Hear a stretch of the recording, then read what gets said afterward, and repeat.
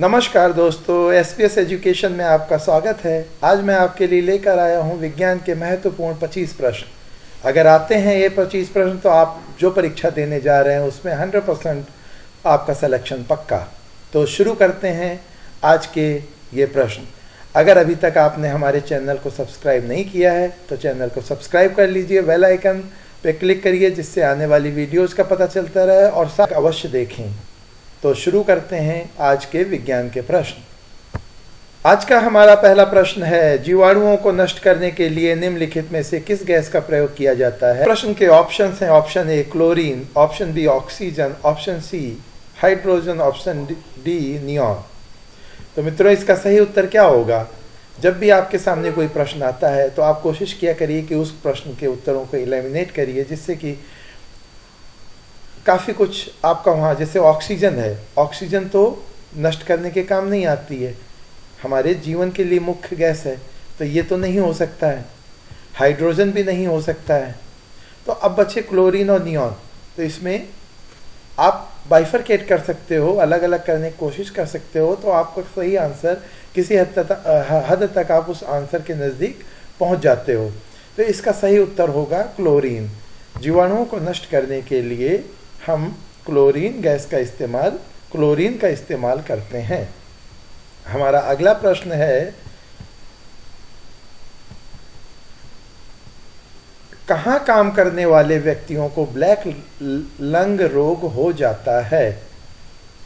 Black lung disease होती है, वो कहाँ पर काम करने वाले लोगों को हो जाती है? ऑप्शंस हैं, विद्युत लेपन उद्योग में, कार्बनिक विलायक उद्योग में, पेंट विनिर्माण उद्योग में, या कोयला खानों में। तो मित्रों, इसका सही उत्तर होगा कोयला खानों में। कोयला की खान में काम करने वाले लोगों को ब्लैक लंग रोग हो जाता है। अगला प्रश्न है हमारा, निम्नलिखित में से ऑक्सीजन मिश्रित वह निष्क्रिय गैस कौन सी है जो अवरोधित श्वसन से पीड़ित रोगियों को दी जाती है? यहाँ पर प्रश्न किया जा रहा है कि जिन लोगों को सांस लेने में दिक्कत होती है उन्हें कौन सी गैस दी जाती है जिससे कि उनकी सांस की प्रॉब्लम सॉल्व हो जाए, हल हो जाए, समस्या कम हो जाए सांस लेने में। तो इसका ऑप्शंस है हमारे, option A helium, option B krypton, option C radon और ऑप्शन डी ऑर्गन। तो हमारा सही उत्तर है इसका हीलियम। हीलियम गैस जो कि ऑक्सीजन के साथ मिश्रित होती है, ऑक्सीजन और हीलियम गैस का मिश्रण होता है, उस गैस को ऑक्सीजन रोधित यानी कि जिनको सांस की दिक्कत होती है उन रोगियों को दिया जाता है उनके सुधार के लिए। अगला प्रश्न है हमारा, अम्लवर्षा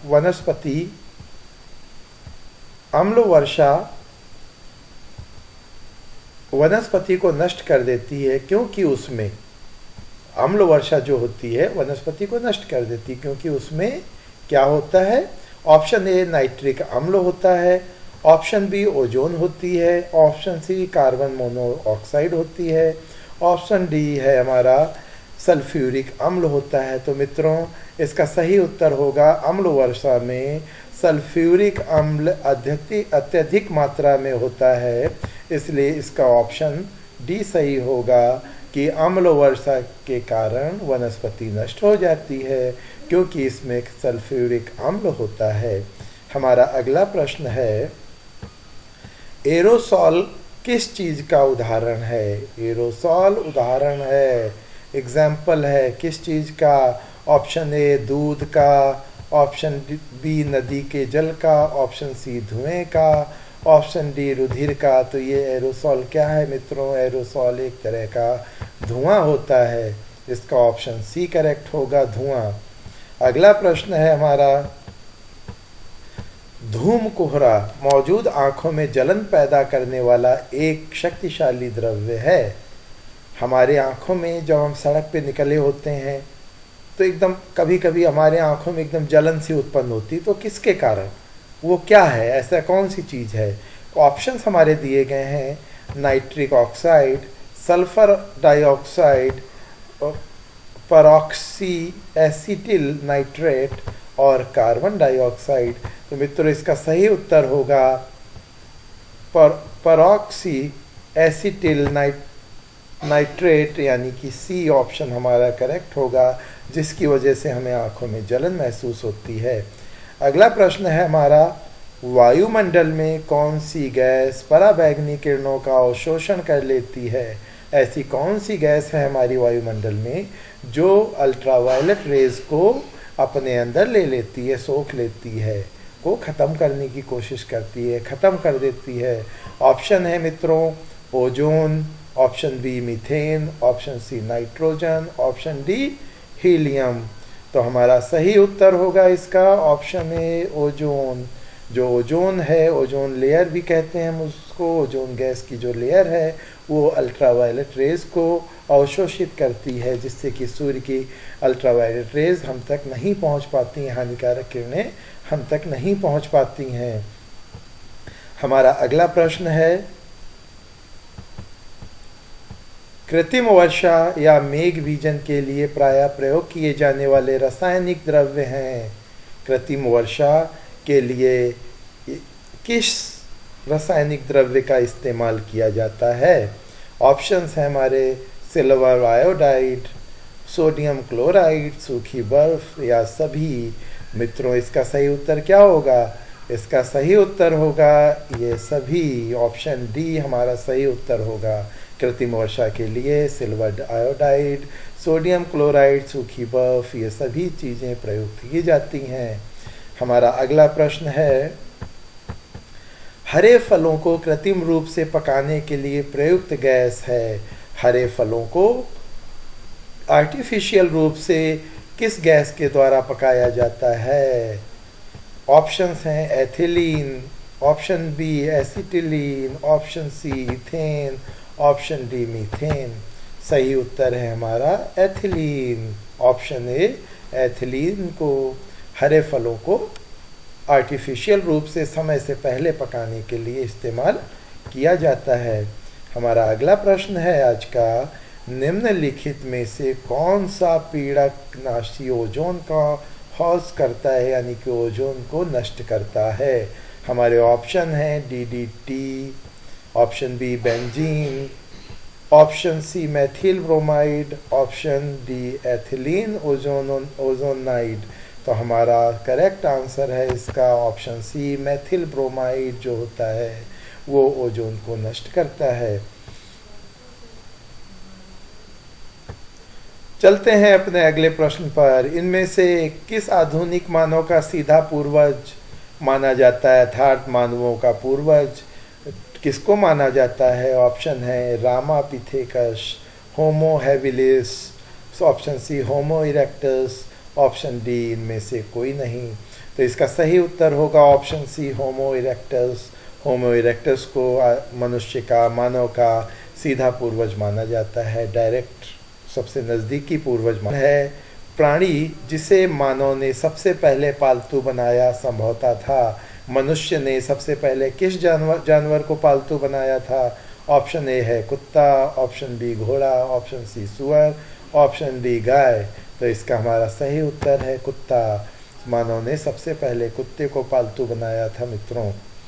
अगला प्रश्न है हमारा, किसी क्षेत्र विशेष में किसी जीव जाति के सारे सदस्यों के जीन बनाते हैं आबादी का। क्या बनाते? इस क्वेश्चन को समझिए जरा, क्या किया दिया गया है, किसी विशेष क्षेत्र में, कोई एक लिमिटेड क्षेत्र, विशेष क्षेत्र दे दिया गया, वहाँ जीव जाति मतलब जितने भी जीव हैं उन सारे सदस्यों की जो जीन है वो क्या बनाती हैं, उनको मिला के हम क्या कह सकते हैं? हमारे ऑप्शन दिए गए हैं gene pool, option B gene रूप अर्थात जीनोटाइप, ऑप्शन सी जीन प्रवाह और ऑप्शन डी इनमें से कोई नहीं। तो मित्रों इसका सही उत्तर है ऑप्शन ए जीन पूल। उसको जीन पूल कहा जाता है, आबादी का जीन पूल कहा जाता है। हमारा अगला प्रश्न है, ऑस्ट्रेलिया के मार्सुपियल स्तनियों तथा शेष पृथ्वी पर यूथीरिया के जैव उद्विकास में परस्पर किस प्रकार के उद्विकास का आभास मिलता है? हमारे ऑप्शन हैं सह उद्विकास, अपसारी उद्विकास, समांतर उद्विकास और अभिसारी उद्विकास। तो इसका हमारा सही उत्तर होगा, इसका हमारा सही उत्तर है समांतर उद्विकास। अगला प्रश्न है हमारा, एक नई जीव जाति की उद्विकासीय उत्पत्ति तब हो जाएगी जब, यहाँ कहा है नया जीव जाति कब उत्पन्न होगी, किस स्थिति में उत्पन्न हो जाएगी। स्थितियां हमारे पास ये दी गई हैं। पहले ऑप्शन ए है, युग्मक जन्म में पारगमन के समय विविध गुणसूत्रों के खंडों की अदला बदली हो जाएगी। या फिर ऑप्शन बी है, किसी आबादी में इतने जीन परिवर्तन हो जाएंगे कि इसका अन्य आबादियों से जननिक पृथक्करण हो जाएगा। ऑप्शन सी है, युग्मक जन्म में समजात गुणसूत्रों के बीच पारगमन के समय खंडों की अदला बदली हो जाएगी। और ऑप्शन डी है, इनमें से कोई नहीं। तो मित्रों, इसका सही आंसर होगा ऑप्शन बी, किसी आबादी में इतने जीन परिवर्तित हो जाएंगे कि अन्य आबादियों से जननिक पृथक्करण हो जाएगा। जीनों में इतना जब परिवर्तन हो जाएगा तो उनमें पृथक्करण हो जाएगा और नई जीव जाति की उत्पत्ति हो जाएगी। अगला प्रश्न है हमारा, डुगोंग नामक समुद्री जीव, डुगोंग नामक समुद्री जीव जो कि विलोपन की कगार पर है, क्या है ये, क्या है। ऑप्शन है, स्तनधारी है, बोनोफिश है, उभयचर है या शार्क है। ये किसका एक प्रकार है। तो मित्रों, इसका सही उत्तर है, डुगोंग एक स्तनधारी जीव है। हमारा अगला प्रश्न है, निम्नलिखित में से कौन सा एक कपी नहीं है। इनमें से कौन सा कपी नहीं है। ऑप्शंस हैं, langur, option B gorilla, option C gibbon, option D इनमें से कोई नहीं। तो करेक्ट आंसर है हमारा मित्रों लंगूर। लंगूर कपी में नहीं आता है। गोरिल्ला और गिब्बन उसी प्रजाति के हैं, लेकिन लंगूर कपी प्रजाति में नहीं आता है। अगला प्रश्न है हमारा, डायनासोर थे, यानी कि डायनासोर क्या थे। ऑप्शन ए है सिनोजोइक सरीसृप, ऑप्शन बी मोसोजोइक सरीसृप, ऑप्शन सी मेसोजोइक पक्षी और ऑप्शन डी इनमें से कोई नहीं।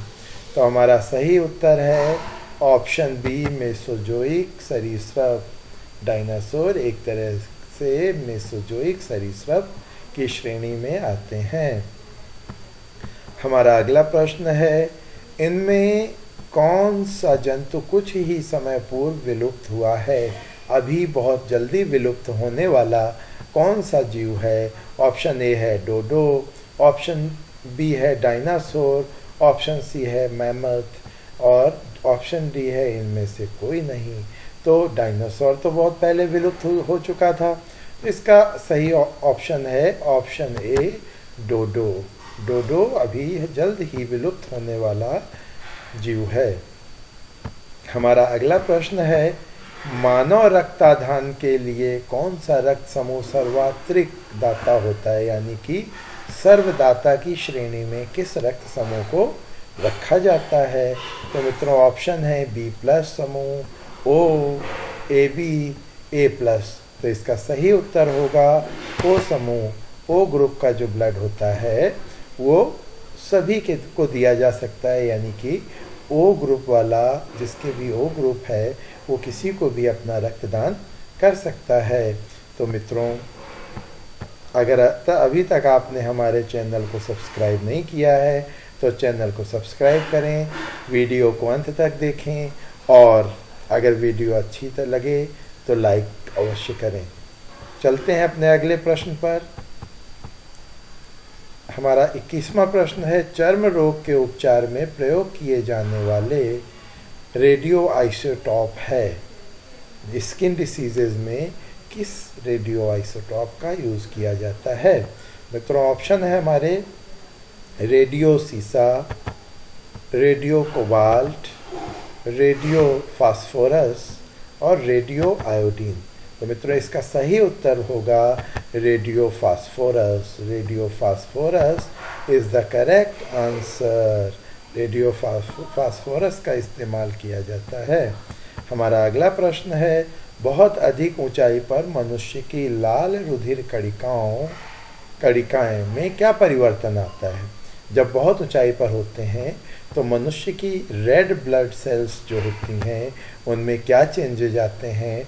ऑप्शन है का आकार बढ़ जाता है, ऑप्शन बी की संख्या बढ़ जाती है, ऑप्शन सी का आकार छोटा हो जाता है और ऑप्शन डी है कि संख्या घट जाती है। तो मित्रों इसका सही आंसर होगा ऑप्शन बी, ब्लड सेल्स की संख्या बढ़ जाती है बहुत अधिक ऊंचाई पर। अगला प्रश्न है हमारा, आधुनिक चर्म शोधन उद्योगों में ऐसी कौन सी भारी धातु पाई जाती है जो विषैली होती है? यानी कि वो विषैली गैस कौन सी है जो चर्म शोधन संस्थानों में जहाँ पे चमड़े का काम होता है पाई जाती है? ऑप्शन है हमारे निकेल, ऑप्शन बी जस्ता, option C chromium, option C सीसा। तो सही उत्तर है हमारा मित्रों ऑप्शन सी क्रोमियम। आधुनिक चमड़े के काम उद्योगों में ये विषैली गैस क्रोमियम पाई जाती है। हमारा अगला प्रश्न है, 24वां प्रश्न है हमारा, कृत्रिम सैटेलाइट के अंदर व्यक्ति भारीहीन महसूस करता है क्योंकि पृथ्वी के आकर्षण का बल। जब हम आर्टिफिशियल सैटेलाइट के अंदर बैठे होते हैं तो वहाँ हमें लगता है कि बिल्कुल भी हमारा वजन नहीं है, भार नहीं है। उसके कारण क्या है? ऑप्शन दिए गए हैं। ऑप्शन ए है उस स्थान पर शून्य होता है, चंद्रमा के आकर्षण के बल द्वारा संतुलित होता है, ऑप्शन सी अभिकेंद्र बल के समान होता है और ऑप्शन डी सैटेलाइट के विशेष डिजाइन के कारण प्रभावहीन होता है। तो इसका सही उत्तर है अभिकेंद्र बल के समान होता है। आज का हमारा 25वां और आखिरी प्रश्न है, फोटोग्राफी में मुख्य रंग कौन से होते हैं? जब फोटोग्राफी करते हैं उसमें कौन से रंगों का इस्तेमाल किया जाता है? ऑप्शन दिए हैं लाल नीला पीला, ऑप्शन बी लाल पीला हरा, ऑप्शन सी लाल नीला हरा और ऑप्शन डी नीला पीला हरा। तो इसका ऑप्शन सी करेक्ट है, लाल नीला और हरा रंग का मिश्रण फोटोग्राफी में इस्तेमाल किया जाता है। हमारा ऑप्शन सी करेक्ट होगा। मित्रों ये थे आज के 25 क्वेश्चन। आशा करते हैं आपको इनमें से अगर ये क्वेश्चन नहीं आते थे तो आप आ गए होंगे और आपकी आने वाली परीक्षा में ये बहुत ही महत्वपूर्ण सिद्ध होने वाले हैं। आगे और भी हम वीडियोस डाल रहे हैं इससे रिलेटेड, आप देखते रहिए हमारे चैनल को। अगर अभी तक आपने सब्सक्राइब नहीं किया है सब्सक्राइब करिए और बेल आइकन पर क्लिक करिए जिससे कि आपको नोटिफिकेशंस मिलती रहें। तो मिलते हैं अपने अगले वीडियो में, तब तक के लिए नमस्कार।